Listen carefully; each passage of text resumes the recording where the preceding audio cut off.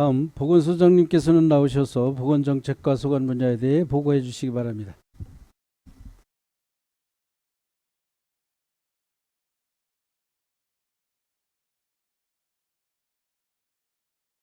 소장 원은숙입니다.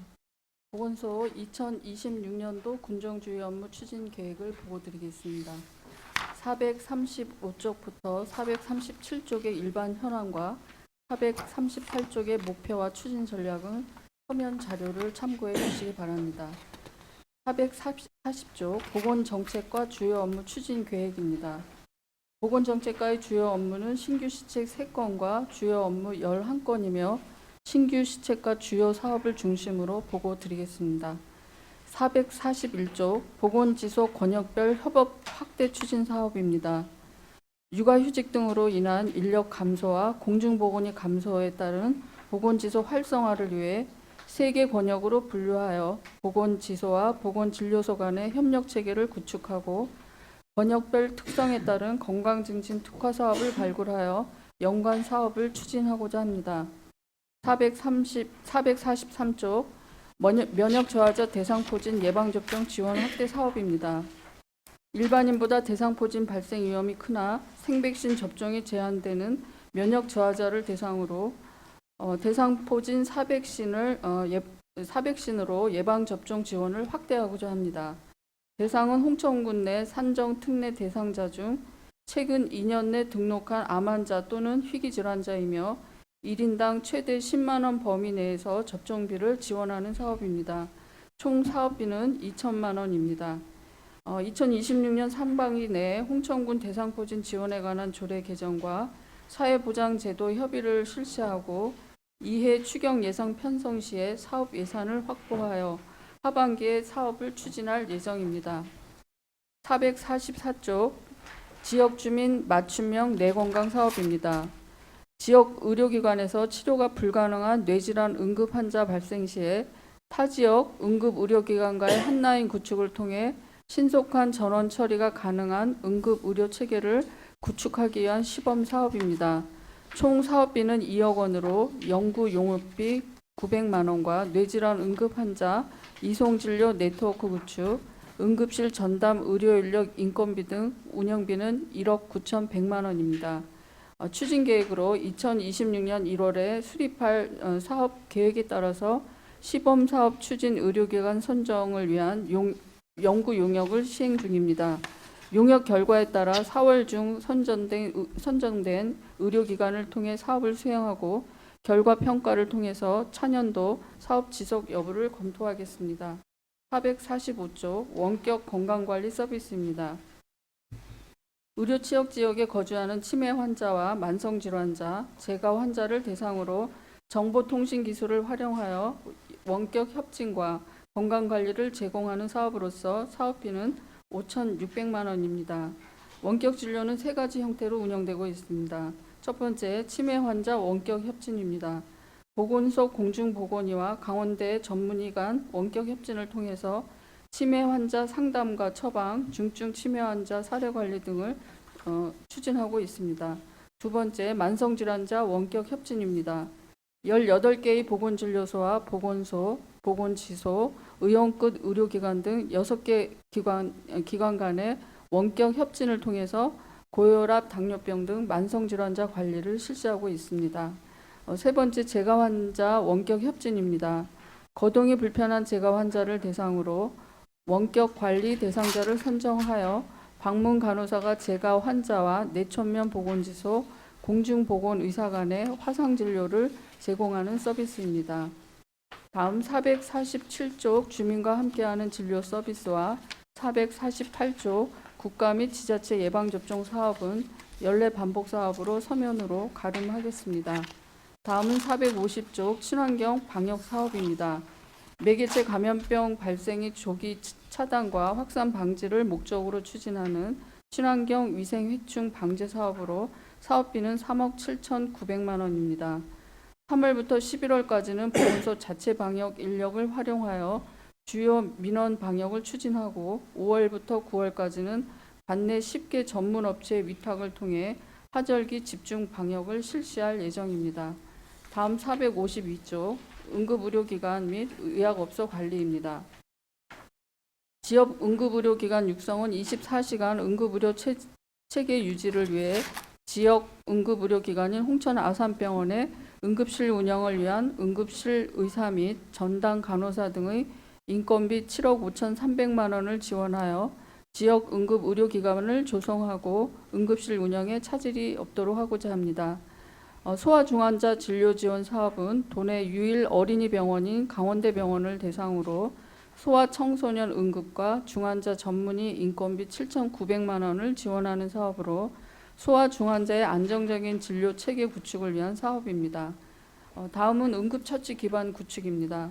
지역 주민과 자동 심장 충격기 관리 책임자를 대상으로 심폐소생술과 응급처치 교육을 실시하여 응급 상황 시의 대처 능력을 향상시키고 자동 심장 충격기 설치 및 관리 점검을 통해서 응급처치 기반을 구축하는 사업으로 사업비는 1,400만 원입니다.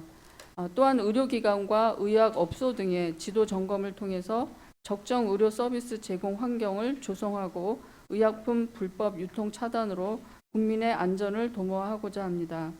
454조 감염병 예방 확산 방지 사업과 456조 보건소 결핵 퇴치 사업, 457조 한센 및 기생충 관리는 생략하도록 하겠습니다.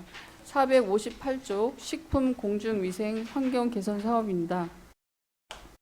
관내 식품 및 공중위생 업소를 대상으로 영업장 시설 개선을 위한 보조금을 지원하여 서비스와 위생 수준을 향상시키고 이용객에게 보다 청결하고 편안한 서비스를 제공하고자 하는 사업입니다. 관내 식품 및 공중위생업소 15개소를 대상으로 업소당 최대 600만 원 한도 내에서 사업비의 80%를 지원하는 사업으로 총 사업비는 9천만 원으로 시행 예정하였으나 2027년 강원도민 체전을 대비하여 지원업소 5개를 추가하여 20개소로 확대하고자 1회 추경에 3천만 원을 증액하고자 합니다. 다음 459쪽 식품위생업소 서비스 향상입니다. 모범업소에 대한 인센티브 제공으로 식품위생업소의 자발적인 위생 환경 개선과 서비스 향상을 유도하여 이용객의 만족도를 높이고 지역경제 활성화를 도모하고자 합니다.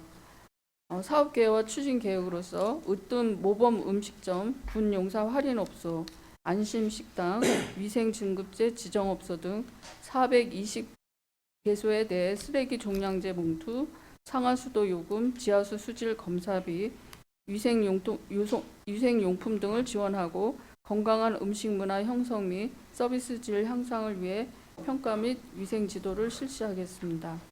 다음 460조 취약계층 식생활 안전관리 강화입니다. 첫 번째, 어린이 사회복지 급식관리 지원센터 위탁 운영입니다. 영양사 고용 의무가 없는 어린이집과 사회복지 급식소를 대상으로 위생과 영양 순회 방문지도, 대상별 위생, 영양교육, 식단 제공 등의 업무를 수행하는 기관입니다. 현재 대한영양사협회, 강원특별자치도 영양사회에 위탁하여 운영 중에 있으며 사업비는 2억 5,500만 원입니다. 금년부터 사업 대상을 사회복지 급식소 16개를 포함한 65개소로 확대하고 1회 추경 예산에 4,500만 원 증액을 반영하여 총 사업비 3억 원으로 추진하고자 합니다. 두 번째, 취약계층 식품 안전관리 강화입니다. 어린이 식품 안전관리 강화를 위하여 어린이 식품 안전보호구역을 지정하고 어린이 기호 식품 전담 관련 11명을 활용하여 격월 1회 이상 해당 구역 내 어린이 기호식품 판매업소 124개소에 대한 지도 점검을 실시할 계획입니다. 또한 시니어 감시원을 활용하여 노인정, 경로당 등을 중심으로 불법 홍보 판매 행위를 점검하고 예방 홍보 활동을 실시하는 등 취약계층 식품 안전 관리를 강화할 계획입니다. 이상으로 보건정책과 소관 업무에 대해서 보고드렸습니다.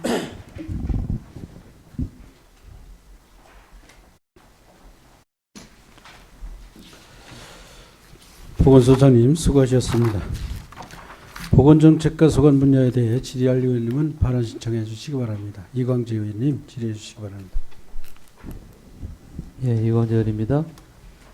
441쪽 보건지수 권역별 협업 확대 추진 요거에 대해서 조금 더 상세하게 좀 설명 좀 부탁 좀 드릴게요. 예. 지금 저희 홍천군에 그 이제 저희 직원 중에 출산 육아 휴직으로 이제 네, 들어가 있는 직원들이 좀 많이 있고요. 네. 근데 지금 더 문제는 이제 공중보건의가 이제 급감함으로써 지금 현재 5명이 있는데 2명이 전역을 하게 됩니다. 그래서 이제 네. 3명이 남는데 네. 올해 그 새로 신규 공보위가 이제 강원도에 들어오는 그 TO가 뭐 거의 제로는 아닌데 굉장히 적은 숫자가 들어오게 되니까 저희 보건소에서 한 많으면 3명 아니면 2명. 근데 저희가 지금 생각하기로는 한 2명 정도 되지 않을까. 그래서 이 인원으로는 이제 지소를 지금 3군데가 비어 있는데 이제 전체 7군데를 커버를 해야 되는데 3군데가 지금 비어 있거든요. 그래서 이거를 지금 운영하려고 하는데 세 곳이 이제 어디 구체적으로 어디예요? 지금 이제 의과 공보위가 비어 있는 데가 두천면하고 두천? 서성면, 어디? 서서면? 예, 영기미면 이렇게 있습니다. 3군데 비어 있습니다. 연기면은 좀 가까워서 그렇긴 한데 두촌하고 서선면이 문제네요. 네, 서성면에 지금 의원이 한 개 있긴 네, 네. 합니다만, 네. 그 이제 지금 현재는 병원을 운영하고는 있는데 그 네. 이제 원장님도 네. 이제 건강이 뭐 좋지 않다는 얘기는 하고 있습니다. 근데 아직은 운영은 하고 있습니다. 한 곳이죠, 거기도? 네? 한 곳. 예, 예. 그 두촌면은 당연히 없을 거고. 두천면은 없습니다. 야, 이 보건복지부 쪽에서는 이런 거에 대해서는 사정들을 좀 알지 않나요? 지역의 사정들을? 그 지금 이제 사실 그 전공의 파업이 2024년도서부터 네. 예, 발생하면서 저희 그 보건소에 근무하고 있는 공중보건의도 병원으로 많이 파견 근무를 가 있었거든요. 그래서 네, 네, 네. 사실 저희가 공백이 굉장히 이제 많이 있었던 상황입니다. 그래서 이제 복지부에서 이제 이런 상황을 작년부터 인지를 하고 여러 가지 논의도 많이 하고 했지만 뭐 지금 근본적인 문제를 해결할 수 있는 방법은 찾지 못하고 지금 지금 며칠 전에 내려온 이제 문서로는 저희가 이제 보건소장들이 다 소집돼 갖고 서울에 네. 교육을 받으러 갔을 때는 지금 공중보건의가 이제 없는 상황에서 지소를 끌어가기에는 이제 한계가 있다 보니 인근에 있는 보건진료소의 직원과 그다음에 지금 보건지소에 근무하고 있는 직원들을 가지고 이제 건강증진 사업을 조금 더 활성화하고 그다음에 보건진료직을 지소에 활용하는 방법 이런 지금 이제 지소를 진료소로 전환하는 방법과 네. 예, 지소 진료를 통합하는 방법 그다음에 남아있는 공보위를 가지고 순회 진료하는 방법 뭐 이런 식으로 해갖고 네. 그냥 지역의 예, 음. 형편대로 그냥 탄력적으로 운영할 수 있도록 그 법령을 지금 개편하고 있는 중으로 알고 있습니다. 정부에서도 이런 거 부분에 대해서는 이게 인구 소멸 지역이라 하더라도 이게 형편이 이렇게 굉장히 안 좋은 데는 좀 이렇게 좀 살펴야 되는데 그러네. 알아서 탄력적으로 움직이라면 참 이게 상황이 사실상 만성 질환자 같은 경우는 병원을 찾으면 되는데 응급했을 때의 문제가 제일 시급하잖아요. 그렇죠. 우리가 사실상 아까 뭐 뒷페이지에 나오겠지만 아산병원의 응급실을 저희가 지원을 해서 이렇게 진행이 되긴 하지만 그건 사실상 이 가까운 지역에서 가능하지만 두천이나 내촌이나 저 내면이나 이런 분들 같은 경우는 진짜 한시가 급할 때에는 서면 이럴 때 한시가 급할 때에는 그 골든타임을 놓칠 수가 있어서 그런 부분들에 문제가 이제 심각할 수 있다라는 게 제일 우려가 되는 건데 그래서 저는 전번에도 비슷한 얘기를 했는데 그 지역에 그러니까 의사 면허증을 가지고 있고 아마 그 퇴직을 하셨거나 은퇴를 하신 분이 또 기능기촌하신 분들에 대한 그런 신상 파악이 좀 됐으면 좋겠다. 그래서 이제 진짜 응급할 때는 진짜 뭐 쓰러진 뇌출혈 같은 경우는 한시가 급하잖아요. 네. 그럴 때는 그런 분들에 대해서 좀 도움을 받으면 어떻겠나. 이제 그런 게 제일 그런 인력 풀이라는 게 조사가 좀 됐으면 좋겠다. 의료만큼이라도. 네, 그런 게 좀 아쉽다는 생각이 들어요. 그래서 그런 게 가능하다면 그런 것까지도 한번 생각해 봤으면 좋겠다는 게 제 의견이고요. 네. 그다음에 443쪽이고 이 생백신에서 이제 사백신으로 이제 이런 그 이제 혜택을 이제 주는 상황이 됐네요. 네. 네, 이게 계속 그랬는데 여기에는 면역 저하자라고 이제 요것만 이분들만 이제 해당이 되는 것 같고, 네. 그럼 여기에는 최근 2년 등록된 암 환자나 희귀 질환자만 해당되는 거예요. 지금 현재는 그렇고요. 저희가 이제 생백신으로 일반 주민 대상도 있지만 뭐 취약계층이나 장애인, 뭐 국가유공자는 이제 무료로 생백신을 놔주고 있거든요. 네, 무료로. 예, 근데 지금 이제 이 암 환자나 이건 면역저하, 생백신을 말씀하시는 거고요. 네, 예. 네네네. 이 암 환자나 면역저하자는 생백신 접종이 금기 그래. 상황입니다. 네네네. 그래서 사실 그 이제 지원을 못 하고 있었는데 이제 이번에 저희가 이제 사백신으로 한번 그 이런 산전특례 대상자를 중심으로 한번 접종을 지원하고자 해서 이 사업을 그러면 지금 우리가 저 생백신에 지원하는 금액이 지금 얼마였죠? 생백신일 때? 저희가 생백신 일반인들이 이제 65세 이상인가요? 예, 네, 60세 이상입니다. 60세 이상? 예, 60세 이상 이상일 때 저 지원하는 금액이 1회 그 이제 약품 그 백신이 네. 약 9만 원 정도고 개인 접종비가 34,000원. 34,000원. 예, 예. 그러니까 34,000원 개인 부담하는 거고. 네. 근데 이제 이게 이제 사백신을 하게 되면은 최대 10만 원까지 지원을 해준다는 얘기고, 예. 요 부분에 대해서는 네, 맞습니다. 이게 뭐 사백신하고 생백신하고 뭐 저도 뭐 맞져오지는 않지만 사실 효과 차이가 좀 많이 난다 하더라고요. 네. 근데 그런 게 만약에 34,000원을 지원을 해주고서 선택을 하라면 어떨려나 좀 이제 그런 생각을 좀 해봤었어요. 그래서 차후에는 이게 그 사백신이 사실 효과가 대단히 한 90%가 넘다고 그들 얘기로 그렇게 하는데, 그렇게 저 예산을 좀 더 편성이 됐더라도 효과가 더 좋은 걸 갖다 태우는 게 어떻겠나 이제 그런 생각을 좀 해봤습니다. 네. 좀 확대가 앞으로 좀 되겠죠, 이런 게. 예, 앞으로는 이 사백신으로 전환하는 게 그렇죠. 예, 가격 차이가 요즘 좀 많이 나죠. 가격 차이가. 이게 두 번을 맞아야 되거든요. 그렇죠. 그래서 1회당 지금 저희가 생각하는 게 20만 원에서 25만 원 그렇죠. 정도.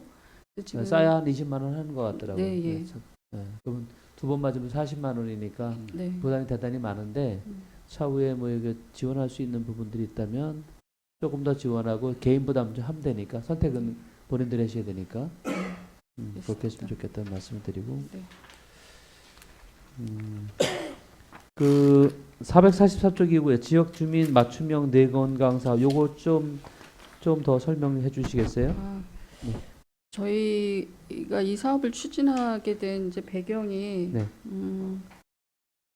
그 전공의 파업 때 이제 응급 환자 발생했을 때 사실 그 병원에서 응급실 운영이 거의 잘 운영이 제대로 좀 진행이 좀 안 된 그런 부분도 있었고요. 네. 특히 이 뇌혈관 질환이 발생했을 때 환자가 골든 타임을 사수해야 맞아요. 되는 그 네. 시간 내에 그 이제 신속하게 이송이 돼야 되는데 저희 이제 홍천군 같은 경우에 작년에 뇌혈관 질환 환자가 한 34명 발생했었는데 23명이 36명이요? 예, 34명이 발생해갖고 예, 23명이 한림대 뭐 원주 세브란스 강원대로 이제 각각 이송이 됐었거든요. 네, 네, 네. 근데 저희가 이 사업을 추진하는 이유는 환자의 이제 골든 타임을 빠르게 이제 안에 그 대학병원에 이송을 해야 되는데 네. 지금 저희가 이 뇌건강 사업이 AI 기반으로 하는 협진 플랫폼 기술을 적용해서 예를 들어서 홍천병원에서 환자가 발생했을 때요. 그 이송하고자 하는 그 병원과 네. 빠르게 예, 그 전문의들이 서로 상호간에 환자 그 증상이나 상태를 뭐 MRI를 찍었을 때 그 시스템에 올려놓고 서로 빠르게 AI 기술을 공유하게끔. 이용해서 예, 진단하고 거기서 할 수 있는 처치나 이런 것들을 빨리 하고 빠르게 우리가 계약을 맺은 그 병원으로 빠르게 이송해서 빨리 진료를 해서 후유증이나 이런 합병증을 감소하고 생명을 구하는 뭐 그런 하려고 이 사업을 추진하고. 네, 맞습니다. 대단히 좋은 사업인 것 같고요. 이런 게 그 골든타임 놓치지 않게끔 한 분이라도 진짜 치료 받을 수 있게끔 좀 좋을 것 같습니다. 네. 네, 더 신경 써 주시고요. 네. 마지막으로 452쪽이고요. 응급처치 자동 충격기 설치 시설 관리 책임자 지역 주민 1,400만 원 정도인데 이제 기반 구축을 이제 하신다고 하셨어요, 그죠?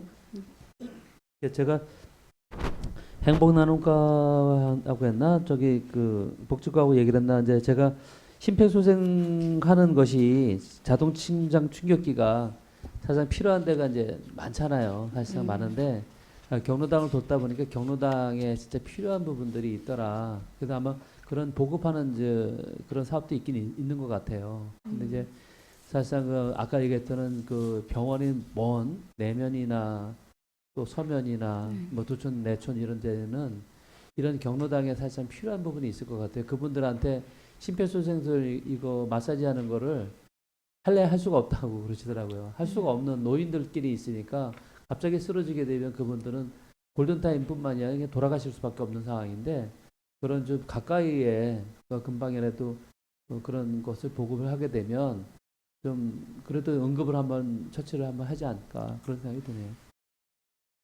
사실 저희가 이제 이게 물론 되게 중요한 네, 말씀이고 네. 필요한 상황인데요. 네네. 경로당에도 비치하면은 좋겠죠. 그분들이 쓸 수 있으면 좋은데 네. 그 지금 이게 자동 심장 충격기를 갖다 네. 놓으면 그 관리도 굉장히 중요합니다. 네네. 예. 네.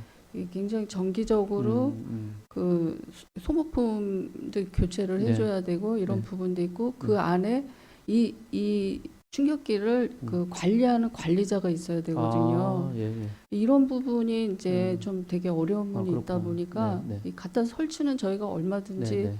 뭐 예산을 세워서 네. 갖다 놓을 수는 있는데 네. 이제 그런 어려움은 사실 있습니다. 예. 그래서 사실 이제 경로당에 이제 프로그램들이 이제 진행이 돼요. 이제 네. 많이 하시는 데는 그 스마트까지 한 4개 정도 시작해야 되는 부분도 있고 적게는 한 2개의 프로그램들이 있는데 매번 이제 그 강사님들이 방문을 해서 운영을 네. 하기 때문에 만약에 그런 쪽에서도 그런 강사님들이 파견돼서 그런 것들을 하나 꼭지를 집어넣고 제일 중요한 게 건강이고 생명이잖아요. 네. 그런 부분들을 같이 연계해서 그런 프로그램을 진행하면 좋지 않을까 생각이 돼서 말씀드린 거고 차후에 뭐 예산이 된다고 하면 그렇게 어른들이 아무튼 무지하시거나 있지 않아요. 이제는 대단히 네. 많이들 똑똑하시다니까요. 굉장히 그런 지능이 굉장히 높으시기 때문에 충분히 가능하고 또 그렇게 매주 방문하시는 분들이 계셔서 그런 분들이 계시니까 그분들을 통해서 이렇게 보급해 가면 되지 않을까 이제 그런 생각이 듭니다. 진짜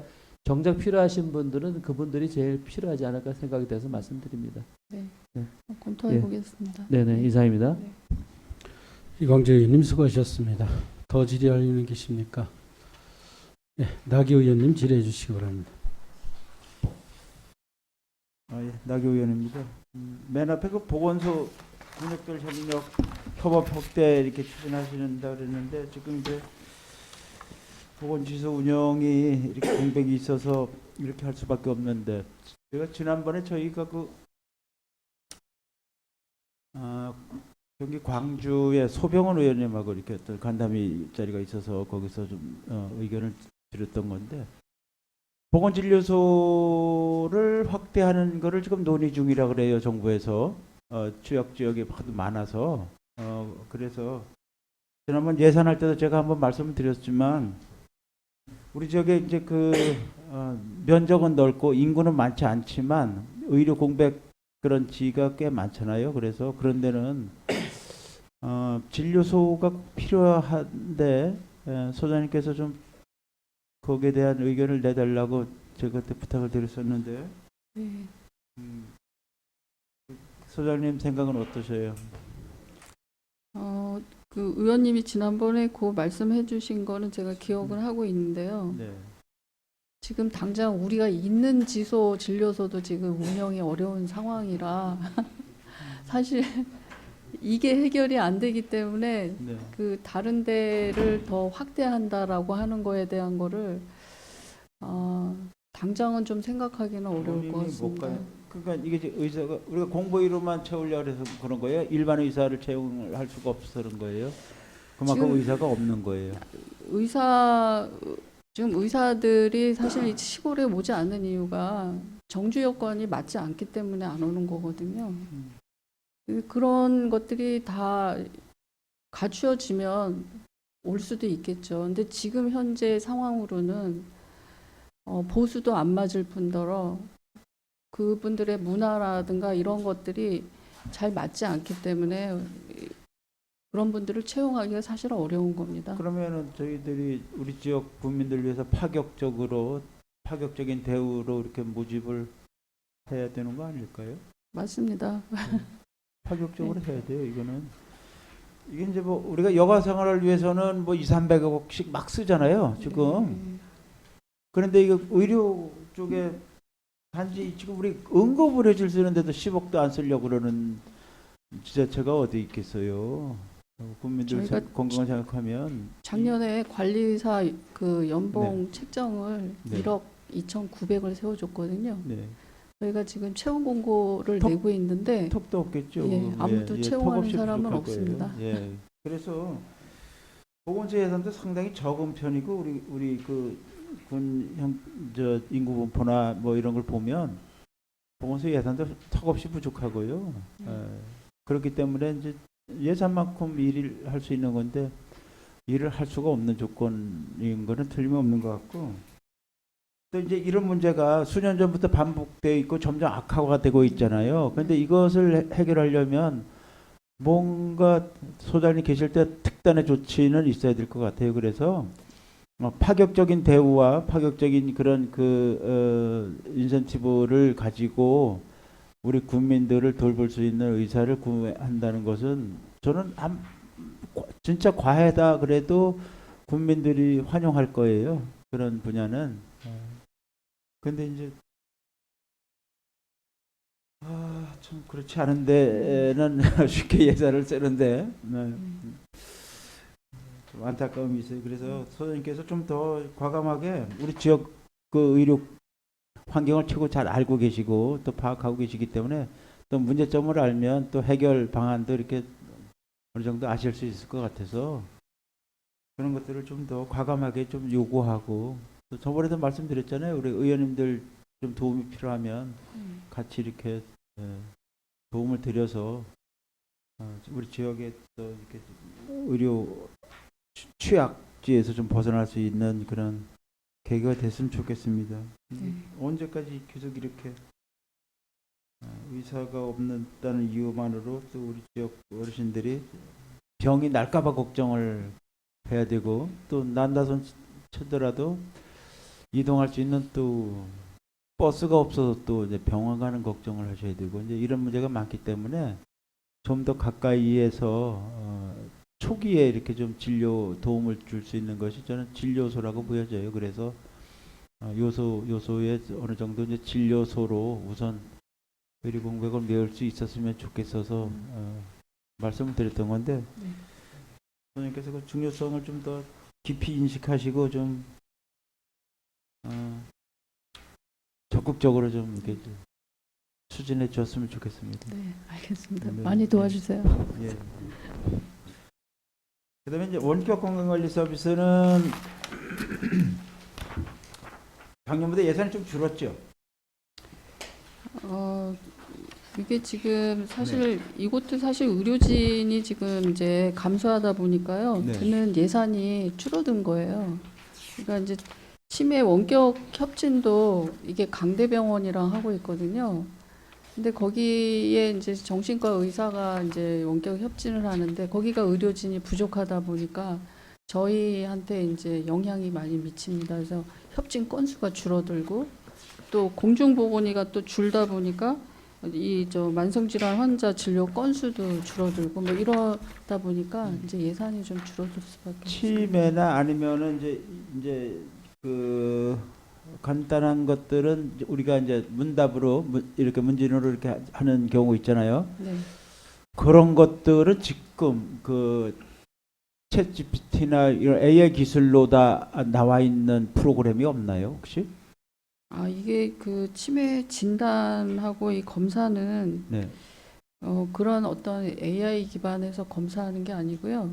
굉장히 그 그러니까 기본적인 이제 문답을 통해서 이상을 감지해서 좀 전문의한테 이렇게 가기 전에 이렇게 기초적인 검사를 하는 것들, 그런 방법은 가능할 것 같은데. 아니 이분들이 인지 저하자들이잖아요. 네. 옆에서 설명하고 음. 이 하는 것도 굉장히 쉽지가 않아요. 그 이제 간호사라든가 뭐 직원들이 그거 하는 게 네. 그래서 그런 문답도 사실 이제 시스트 검사라고 기본 검사가 있는데요. 그 검사 다음에 또 다음 단계가 있습니다. 여러 절차를 거쳐서 최종 치매 진단으로 나오기 때문에 네. 아직은 이런 거를 AI 기술로 뭐 도입해서 하거나 이런 것들은 아직 저희가 확인한 바는 없습니다. 한마디로 뭐 교과서나 아니면 의학 서적을 네. 통해서 이제 의사 선생님들도 이제 지식을 습득했을 텐데, 네.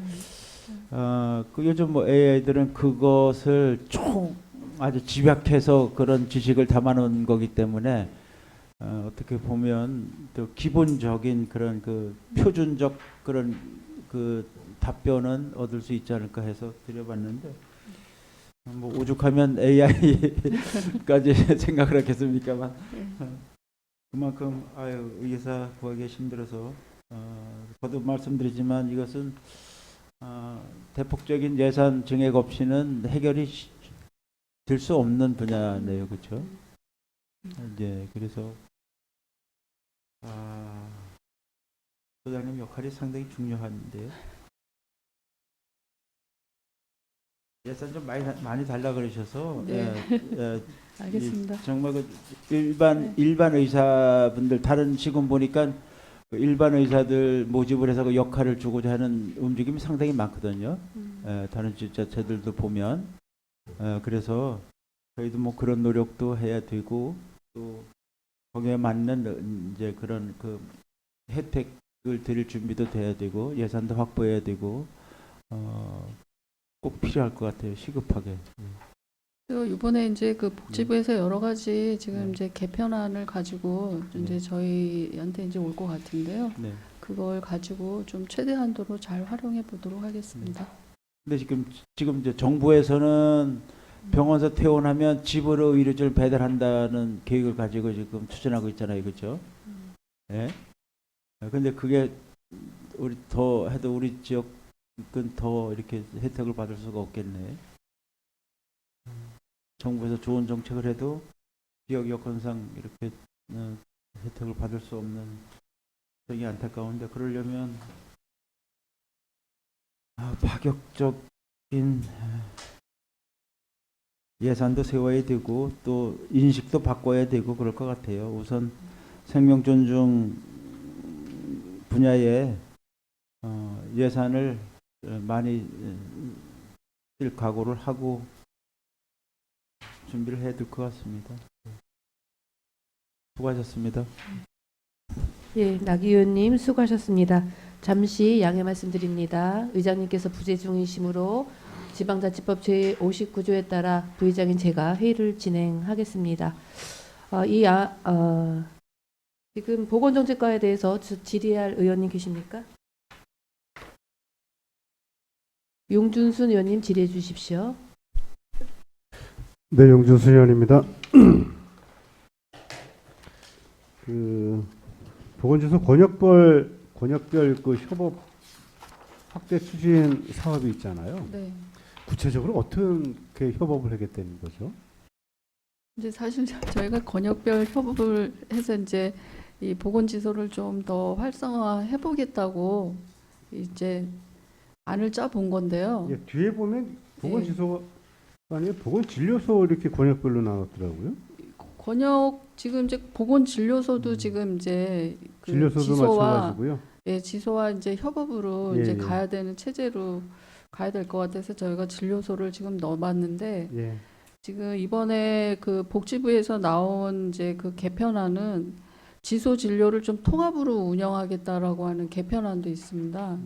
그래서 요게 좀 잘 맞물려 갈 것 같기도 합니다. 그래서 지금 저희가 그 몇 개의 지소와 진료소를 좀 통합형으로 운영하고 또 뭐 홍천읍에서 가까운 데는 이제 의사가 없으니까 의료 부분은 홍천읍을 이용하고 나머지는 건강 증진 사업을 좀 주축으로 하는 사업으로 지금 이제 꾸려가기 위해서 조금 저희가 조금 더 고민을 하고 있거든요. 그래서 지금 요거는 저희가 그냥 계획을 세운 건데 좀 일부 좀 수정 변경이 될 것 같습니다.